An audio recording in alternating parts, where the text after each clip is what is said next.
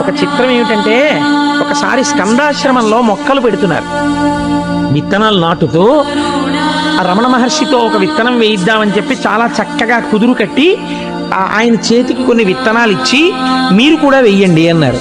అంటే రమణులు అన్నారు, నేను నా చేత్తో ముట్టుకున్న విత్తనాలు మొలకెత్తవు అన్నారు. అదేమిటి అలా అంటారు, ఎందుకు మొలకెత్తవు, వెయ్యండి అని చెప్పి ఆ విత్తనాలు వేయించి నీళ్లు పెట్టారు. ఆయన వేసినవి అని బాగా గుర్తెట్టుకున్నారు. ఒక్క మొక్క అందులోంచి రాలేదు. నన్ను ఆశ్రయించిన వారికి ఇక పునర్జన్మ ఉండదు, మొలకెత్తడం ఉండదు. ఇక్కడితో జ్ఞానాగ్ని దగ్ధ కర్మాణం. అది విత్తనమే కావచ్చు, ఒకసారి నేను పట్టుకున్నా వాళ్ళు నన్ను పట్టుకున్నా దాని ఫలితం అంతే. కాబట్టి మొలకలెత్తవు. ఎంత చిత్రమో చూసారా, ఒక్కొక్కసారి వారి స్వరూపం బహిర్గతం అవుతుండేది. ఇటువంటి భగవానులు ఆత్మ